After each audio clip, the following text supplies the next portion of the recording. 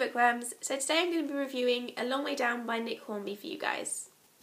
So I actually picked this up for about 75p in a charity shop, which is pretty decent considering it's a hardback as well. Basically, this book is about 4 people who go up to a place called Topper's House to commit suicide on New Year's Eve, and each of them have their different problems. There's Maureen, who has a mentally disabled son and she can't deal with it anymore. Martin, who used to be a TV presenter, but then he slept with a 15-year-old not knowing she was 15, so he went to prison. His wife isn't talking to him, he's not allowed to see his kids.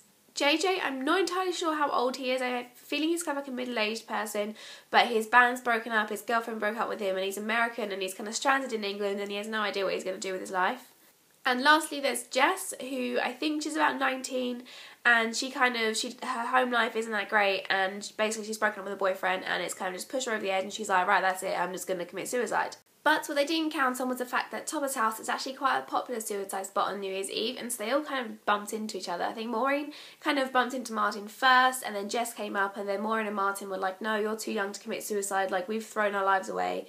You still have your entire life in front of you, we're not going to let you commit suicide. And then JJ comes up because he's a pizza delivery guy, and he kind of has pizzas, and they're like, well, let's just have some pizza. And then basically Jess goes, well, the only reason I'm not going to commit suicide is if you help me find Chaz, who was their ex-boyfriend. They all kind of go, oh, like, for crying out loud, fair enough. So they'll go on, like, some adventure to find Chaz.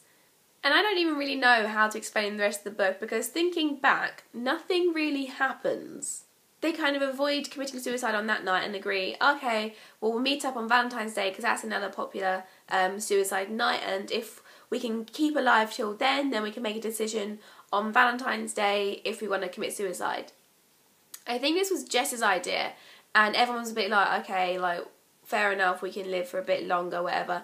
And she kept saying, oh yeah, because we're in a gang now, we're in a gang. And Martin just was like, don't be so stupid, we're not a gang, like, we can commit suicide any day we want. And so the story basically consisted of them meeting up at various points and complaining to each other. I don't really know, I don't have anything better than that. That is the book. Regardless of the fact nothing really happened, I did actually quite like the storyline of this book. I just didn't like the way it was written. There was basically no dialogue, and personally I quite like dialogue in books.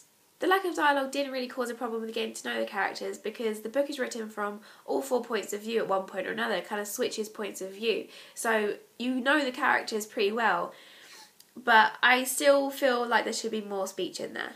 And also the way the book is written is that the characters are kind of talking to the reader. Like, the story is not being told and the reader kind of reads it as it goes along. Like, it's basically being dictated to the reader, and anytime there's a conversation the characters kind of go, oh, and she was like, and I was like, and then she was like. And it's alright, it just gets a bit tedious after a while, to be honest. Another thing I will point out is there is a lot of swearing in the book. I mean, it's understandable because they're all really stressed out with their lives and on the verge of committing suicide, so there's going to be some swearing, but there is a lot. And every time they swear, they kind of go, oh, F this. Sorry, Maureen, because Maureen really doesn't like swearing. So every time there's any swearing in the book, the character kind of goes, sorry, Maureen. And it's a bit like, okay, we get it, like, Maureen doesn't like swearing, and you apologise to her every time you do swear. You don't actually have to tell us every single time, because just no, really, no. So all in all, I'll probably give this book 2 out of 5 stars, and I probably wouldn't recommend it all that much. As I was editing this, I realised I didn't mention something that I really did like about the book, and that was the fact that the characters obviously didn't like each other. Because quite often you kind of get these characters thrown together in a situation and they become best friends and spend all day every day together and just live happily ever after. But in this book it was pretty obvious that the characters didn't like each other, they annoyed each other, but the reason why they spent so much time together was the fact that they know what each other's going through, they know how they're feeling, they know kind of just how far they're willing to go to end their lives, and basically none of them have anyone else who is there to talk to, who understands them. So they're kind of with these people because they have to be, not really because they want to be.